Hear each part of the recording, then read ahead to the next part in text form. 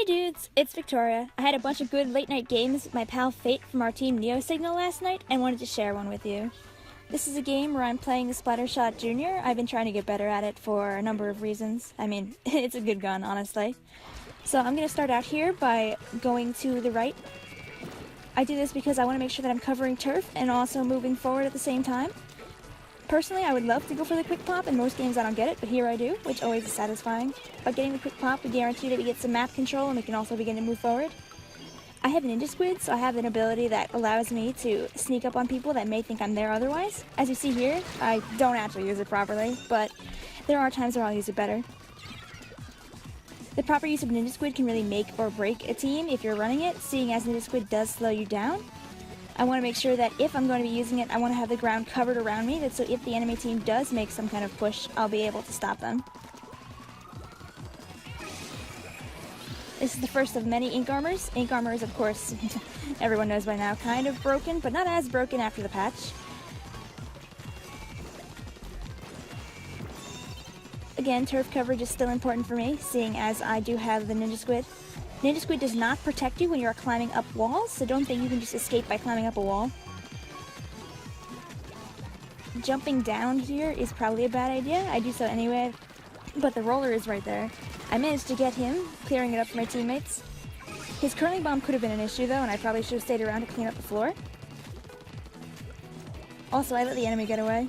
Luckily I'm not alone, so it doesn't really go bad for me. But that is a kind of push that if nobody had been there, I would not have been able to reach them, and they easily could have gotten to 30.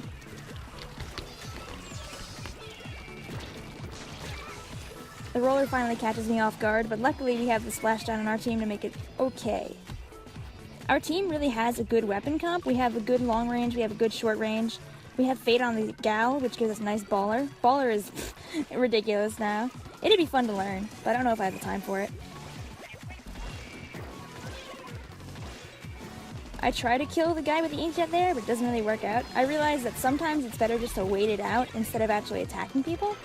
Sometimes if you go in for that aggressive push, all you'll do is get punished and die. Now that I have the Rainmaker, I want to be careful with it. But seeing as there's nobody around, it's better to jump in. Sometimes when you have the Rainmaker, even if you think you're going to die, it might be better to go forward, especially if no one is around. Admittedly, I could have let my teammates go ahead of me there, and then they would have been able to clear a path for me to go better. I was a bit impatient.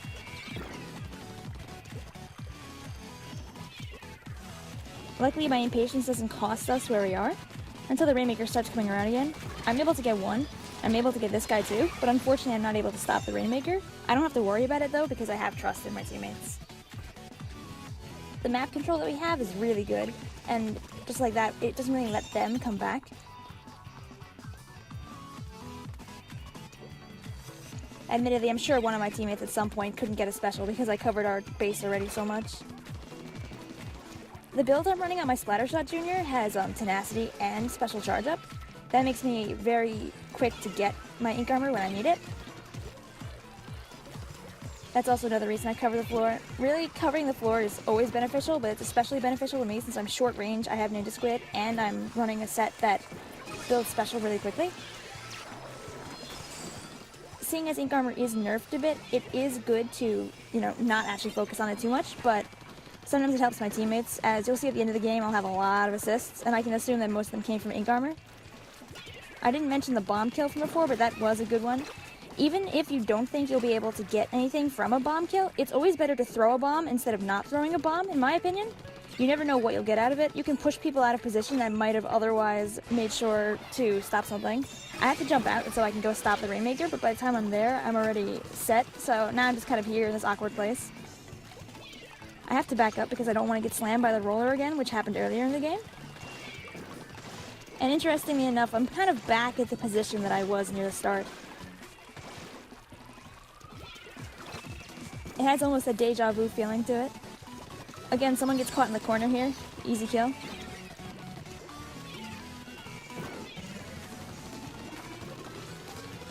Unfortunately for this enemy, they stay in my junior range, so I'm able to kill them without having to really worry because they can't shoot off a Rainmaker blast because they're trapped in the ink.